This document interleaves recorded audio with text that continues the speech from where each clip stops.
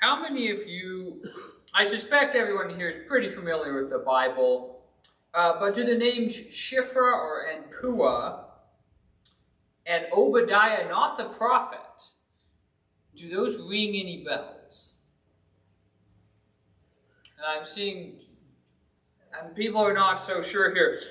Today, I want to look at several who are, I call them hidden heroes of faith in the Bible.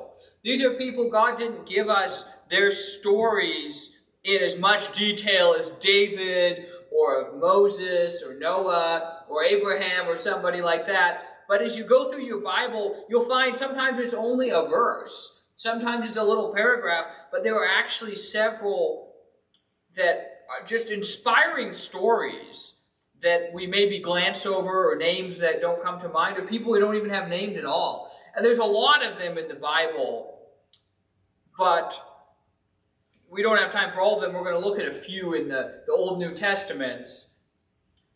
You think these people were, maybe I'd say, ordinary heroes of the faith.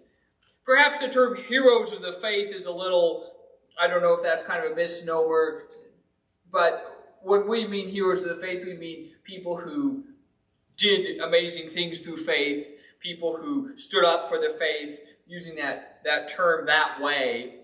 That's a simple concept. You know, everyone is important in God's kingdom. God chose certain people like Moses to receive the law directly from his mouth on Mount Sinai, face to face. Well, that's not something that God chose everyone to be able to get to have. Some people God chose to work mighty miracles and signs through them. Even in the New Testament, when a lot of people had the miraculous gifts of the Holy Spirit, everyone had a different gift. God didn't do the same thing with everyone when it came to that. So, not that Moses or David are special and the rest of us are not special. All of us are ordinary people. All of us are the same people. It's just God chose certain people at certain times to do bigger things. And the people we're looking at today, we can identify a little bit better with, because we don't know that these people had a revelation from heaven. We don't know, we aren't recorded that God did any miracles through them. They just stepped out in faith and trusted God, and he came through for them. So these stories are inspiring. All of us here are familiar with the story of Israel and Egypt, I'm sure. So our first people we want to look at Shiphrah and Puah. And I'm sure that's not how you pronounce their names in Hebrew, but does anyone here know those names off the top of your head, what we're talking about? I'm getting heads no. Okay, so these ones are really hidden. I think we only see their names mentioned once. But if you turn to Exodus chapter 1. Now, we all know the story of Israel and Egypt, right? How they came down there during the time of Joseph. There arose a Pharaoh who knew not Joseph. And God's people were oppressed by the Egyptian pharaohs. And at first, the Egyptians were scared. They thought, later on, after Joseph had died, we get down in the generations. It's about around the time of Moses' birth here, we're going to see. The Egyptians were afraid that, look, here's this numerous non-Egyptian population in our country. What if they're not loyal?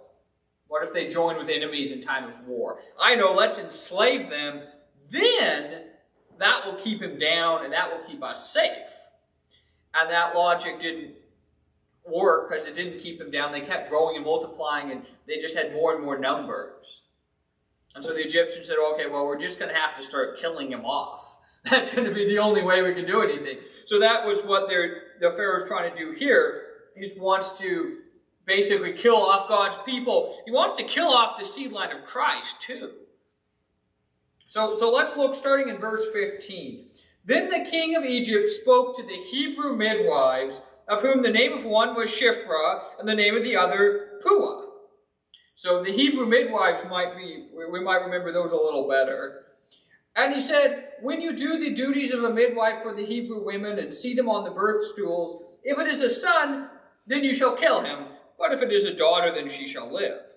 But the midwives feared God and did not do as the king of Egypt commanded them, but saved the male children alive. So the king of Egypt called for the midwives and said to them, "Why have you done this thing and saved the male children alive?" And the midwife said to Pharaoh, "Because the Hebrew women are not like the Egyptian women, for they are lively and give birth before the midwives come to them."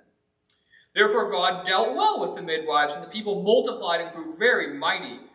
And so it was because the midwives feared God that he provided households for them. And then we go on with the story of Moses and Pharaoh's nefarious deeds and all that. But notice these two people here. Well, what do you think of these two women, Shiphrah and Puah? Put God first. They put God first. Do we know if these two women here, women of faith, right? Maybe they're not as well known as Miriam or as Mary, but they're still strong women of faith. Do we know that these women had seen the miracles of God?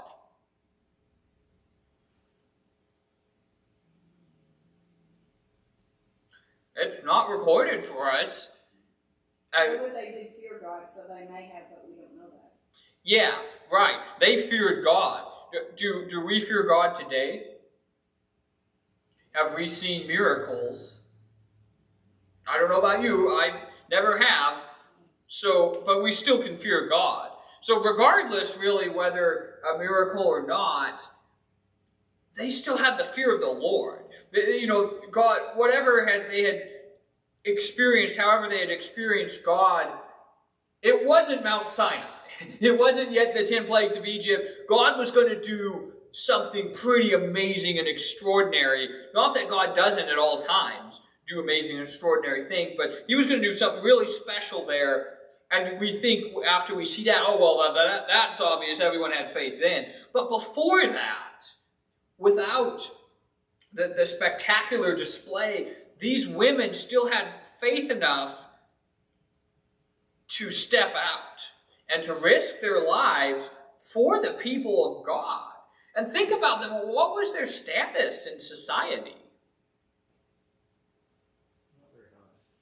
Not very high. What were the Hebrews? What had they been made? Slaves. So they were slaves.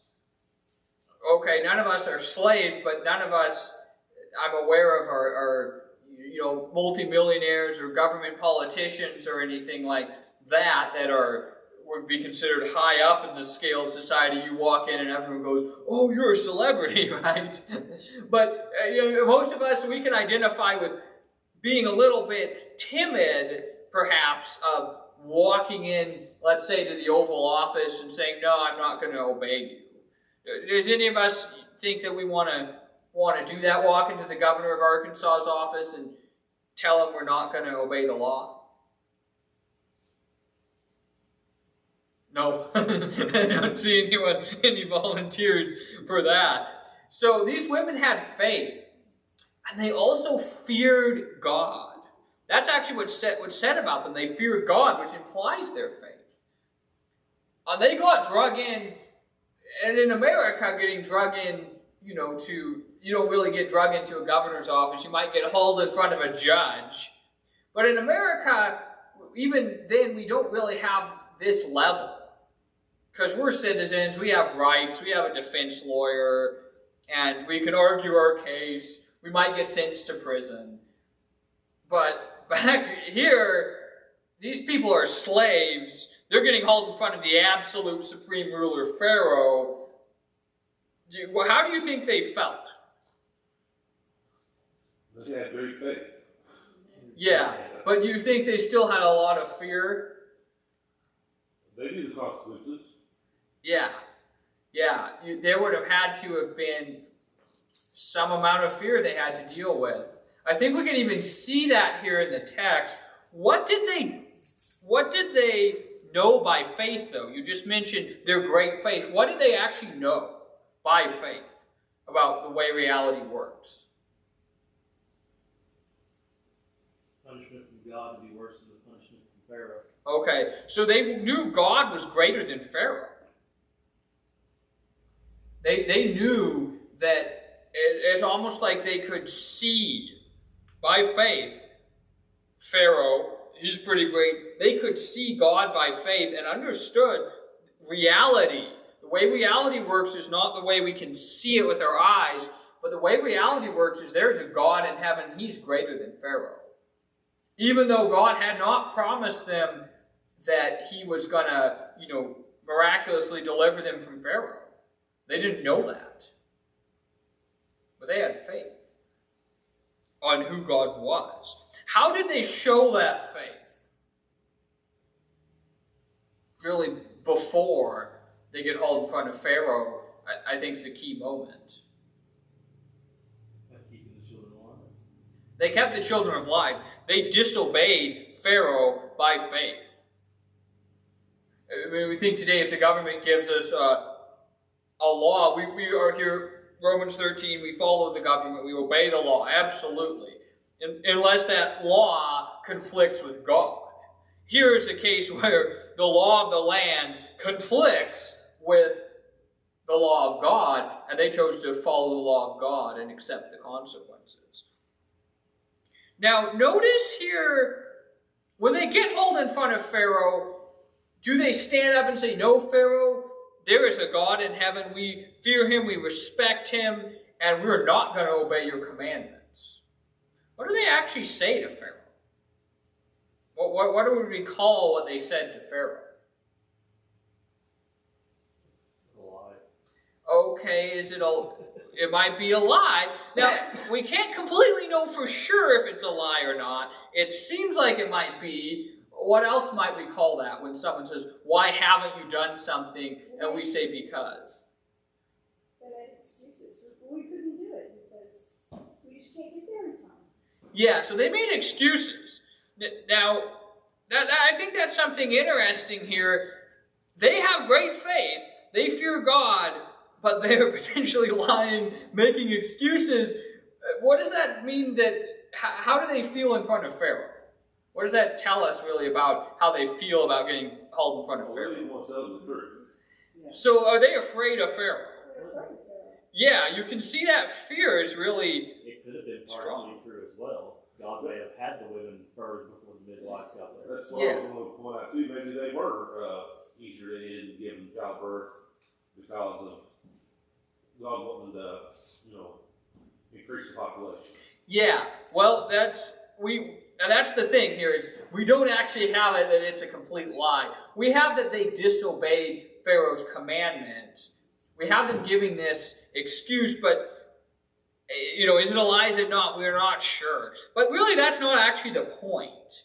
The point here is that they had obeyed God and that they had great faith. And the point here is that we can see, even though their faith was great enough for them to obey God, but like any of us would feel, there was some fear.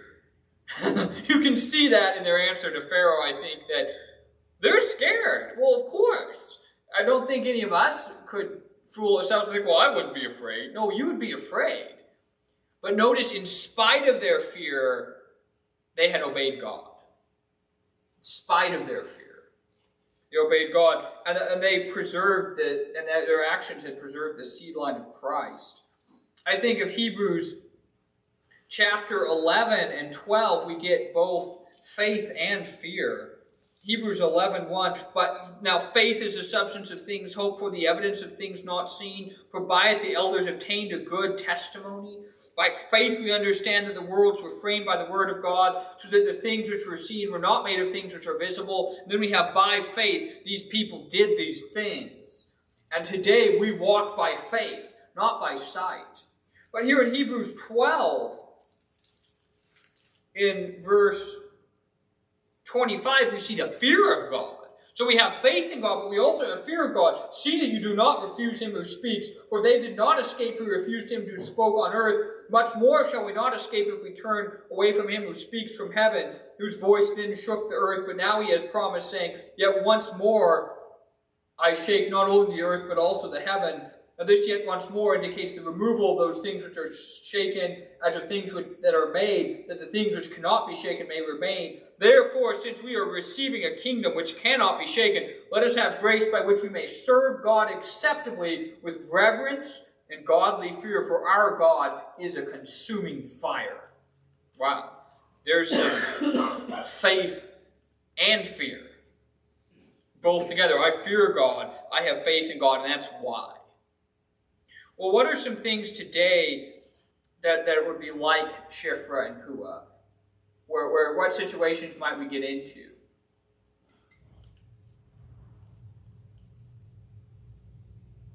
Well, what about somebody we're afraid of, like our boss? What if our boss at work asks us to do something that violates our conscience? Are we more afraid of him, or are we more afraid of God? Do we have more faith in him or faith in God? Do we have the faith that God will provide us another job? This could be anyone. Just think of who you fear. Think of who you're afraid of. And then think, they're not going to chop your head off. I hope that you don't have anyone in your life who's, after you that way. But who are we afraid of? We need to think of that, and then we think, well, whether it's our boss, a family member, okay, I might make them mad or upset, but I'm going to go with God. And if these women could stand up against Pharaoh, surely I can take a stand for what's right against some mad guy that I run across who I might be afraid of. I think that's a lesson for today. Now, this next example of faith comes from the days of Israel's first king. I think we're all familiar with King Saul. And we're over here in 1 Samuel 14. And basically, Saul kind of has already botched it, offered a sacrifice when he should have waited for Samuel. The Philistines are coming against the land as usual. Saul's trying to fight them, but things are not going well. Basically, Saul gets an army together, and he's waiting for Samuel. He offers the sacrifice ahead of time. It doesn't go well. Samuel's not happy with him. We see that the high priest is with Saul, and basically, Saul's sitting in the outskirts of Gibeah in 1 Samuel 14, chapter 14:2, under a pomegranate tree, and the people with him were about 600. And we learned that all the rest of the Hebrews, they're scattered. Because what? Well, the Philistines are coming. They're not going to fight the Philistines. They're just all going to run. So they all just flee away from Saul, and they hide in holes, they hide in rocks, they abandon their homes. They're really afraid. And the Philistines just say, well, okay, this is easy. Let's just go ahead and take the spoils. We don't even have to have a battle. So they just come pouring over the land, and Saul's there shaking and, not knowing what to do, and completely demoralized. And everybody else is hiding in a hole somewhere. Well, so anybody with common sense is saying, well, this is not a good situation. We've lost. Time to just preserve our lives, right? That's the main thing. So everyone's going finding the nearest cave and hole they can hide in. Except for two people. And notice these two people. Let's start in 14 verse 1 and kind of skip down here a little bit. But now it happened one day, and this is in the middle of all this problem, that Jonathan the son of Saul said to the young man who bore his armor, "Come, let us go to the Philistines' garrison that is on the other side." But he did not tell his father. Now, given the context of this, does this make any sense? No. This makes zero military or strategic sense. Hey, how about the two of us where everyone else is hiding and we have zero backup, not even going to tell anybody? How about we just go over and fight the Philistines? So, so this young man, right, and this is who we're going to focus on, this young man. You'd think he would say, Jonathan, I don't know what you're thinking, man, but we probably should find that cave. and just hide until this whole thing is done, because that would make sense. But no, instead, listen to what he says. So he doesn't say anything in verse 1. Let's look at verse 4. Between the passes by which Jonathan sought to go over to the Philistines' garrison, there was a sharp rock on one side and a sharp rock on the other. The name of one was Bozez, and the name of the other Sina. The front of it faced northward opposite Michmash, and the other southward opposite Gibeah. Then Jonathan said to the young man who bore his armor, "Come, let us go over to the garrison of these uncircumcised. It may be that the Lord will work for us, for nothing restrains the Lord from saving by many or by few." So his armor-bearer said to him, "Do all that is in your heart. Go then, here I am with you, according to your heart." Okay. Then Jonathan said, "Very well, let us cross over to these men, and we will show ourselves to them. If they say thus to us, 'Wait until we come to you,' then we will stand still in our place and not go up to them. But if they say thus, 'Come up to us,' then we will go up, for the Lord has delivered them into our hands, and this will be a sign to us." So both of them showed themselves to the garrison of the Philistines, and the Philistines said, "Look, the Hebrews are coming out of the holes where they have hidden." Then the men of the garrison called to Jonathan and his armor-bearer and said, "Come up to us, and we will show you a thing. We will show you something." Jonathan said to his armor-bearer, "Come up after me, for the Lord has delivered them into the hand of Israel." And so then Jonathan climbs up on his hands and knees with his armor-bearer after them, and it says, "And they fell before Jonathan, and as he came after him, his armor-bearer killed them." The first slaughter which Jonathan and his armor-bearer made was about 20 men within half an acre of land. Well, I think we've all heard of Jonathan, right? This just refreshing person after you deal with Saul and all his problems. Here you have this refreshing, righteous, godly man, Jonathan, who loves David like a brother. Completely unselfish. "David, you can have the throne that's supposed to be for me. I don't care, because I'm following God." So we know about Jonathan, but who's this armor-bearer? What do you think of this armor-bearer? Very loyal. Very loyal. And, you think about this armor-bearer, right? We don't even have his name. He's just a young man. He's a servant. He's not the great prince, right? He's not the star of the show. He's playing second fiddle, so to speak. But he has the same faith as his godly master. What does he say when Jonathan says, "Hey, let's go over to just the two of us against this Philistine garrison"? Does he say, "Whoa, stop, that's a bad idea"? What? Lead the way, I'll follow. Yeah, lead the way, I'll follow. He says, "Do all that is in your heart. Go then, here I am with you, according to your heart." So is his heart and Jonathan's heart, are they on the same frequency?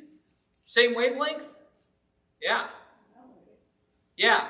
"Here I am with you, according to your heart." Wow. So the two of them, well, okay, what they do makes no sense, right, from an earthly perspective. But why does what they did actually make amazing sense? They knew these people challenged the people of God, and that God would be with them. Okay, so they had faith. They knew God would be with them, right, because they were fighting the enemies of the Lord. And they had this faith that we're just going to live our lives not according to what we can see, but according to what we can't see. And isn't that what Hebrews 11 is about? By faith, these people do irrational things if atheism is true. They do irrational things if the world is just run by chance and physics. Instead, what they do is extremely rational, given that there is a God. And that He's with His saints. So all the, sensible people, all the prudent people, all the wise people are hiding in a hole. But the people of faith, just two people of faith. And what does Jonathan say? "For nothing restrains the Lord from saving by many or by few." Well, do you believe that today? Do you have to have a big church for something to happen? So can God say by few? Well, yeah, by few, if those few actually have faith and don't just want to hide in a hole and actually are willing to step out and just, Jonathan is perfectly open. We'll just step out in faith and we'll let God direct us and we'll fight the enemies of the Lord. And God will come through for us, and He'll protect us, and He'll bring this victory. That's faith right there. And this young armor bearer, he's not the leader. He's not the star of the show, but he still has that faith. Do we have to be the Apostle Paul? Do we have to be Moses or Elijah in order for God to work through us? No. We don't even have to be the leader. But we have to be right there with the other people of faith and understand God can save by many or by few. You know, Jesus said in Mark 13:13, He said, "And you will be hated by all for my name's sake, but he who endures to the end shall be saved." So Jesus says, living the Christian life here, you'll be hated by all. Well, that doesn't make sense. That doesn't make worldly sense to sign up for being hated by everyone. But by faith, we believe in God. I think of 1 Peter 5. Be sober, be vigilant, because your adversary, the devil, walks about like a roaring lion, seeking whom he may devour. Resist him steadfast in the faith, knowing that the same sufferings are experienced by your brotherhood in the world. May the God of all grace, who called us to His eternal glory by Christ Jesus, after you have suffered a while, perfect, establish, strengthen, and settle you. By faith, we live as Christians, even though that doesn't make sense. Paul said, Philippians 4:13, I can do all things through Christ who strengthens me. Okay, who are the Philistines today? Who are our enemies? Are they of flesh and blood? Do you remember what Ephesians 6 says, right? We wrestle not with flesh and blood. So, against these principalities, powers, and heavenly places. Okay, so our enemies aren't people, because we're here to save them. But we do have a fight. We do have a war. Well, what are some of the Philistines, big, powerful forces that seem like they're relevant and their gods always win? Today. Okay, atheism. Who teaches who teaches about reality in today's colleges? Well, maybe they're not. I looked up the statistics. They're not all atheists, but they are all pushing heavily materialism and really not. God is something we just sweep to the background. The Bible certainly is something we really sweep to the background. So Satan's using our education, the people we look to teach us about how reality works, he's infiltrated there to throw the Bible out, right? So are we more powerful or are they more powerful as far as who people look to today's world? They are, right? Seems like we're just hiding in a hole somewhere while the Philistines spread over the land. Okay, well, what about other things? I mean, you think about those lists, right? We have all sorts of things, even anger, hatred, disobedience to parents, as well as homosexuality, right? As well as sexual immorality. Have those things swept the land? Yeah, they have. I mean, today, sexual immorality is something strongly promoted. And of course, the forces of evil are behind deceiving people to thinking that sexual immorality is a good thing. When nobody's thinking about the spiritual side of it, they're only thinking according to the flesh. But if you think about the spiritual side, you realize that's actually a horrible tragedy they're trying to inflict on people, to teach people to hurt other people spiritually. But then even the devil has worked through the lust of the flesh. Disobedient to parents, hateful, angry. How many of us have succumbed to some of these evil temptations that just filled this earth? So it seems like the Philistines have won. But by faith, can we overcome? The answer is yes. Well, there's many good lessons of faith. One of the people that I identify a lot with is Obadiah. So maybe write down, look up. You want to know who Obadiah is? He's a man who is living by faith, but he's very afraid. So Obadiah in 1 Kings 18. We don't have time to look at him today, but on your own, here's an assignment. 1 Kings 18, figure out who Obadiah is. And he was so afraid that the minute the prophet Elijah tells him to do something, he instantly starts making excuses and pleading for his life. Please spare my life. So this guy is somebody who, has a lot of fear, is very afraid because he serves a wicked boss. But notice that he's also a strong man who does things by faith, and his faith overcomes his fear. There's also another great Old Testament guy, Ebed-Melech. So write down another homework. Look up Jeremiah 38 and understand why this foreigner who serves a king who won't even back him. If you read the whole of Jeremiah 38, you learn King Zedekiah was a spineless wimp who had zero control. And notice this Ebed-Melech guy is willing to stick his neck out for somebody everyone thinks is just a traitor. And this guy's a foreigner.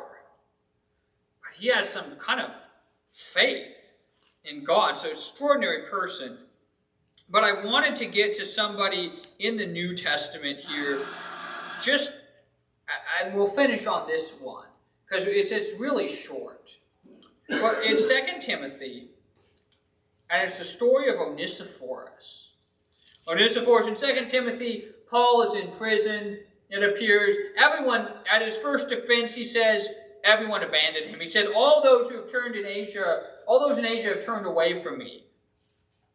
Paul was on trial for his life.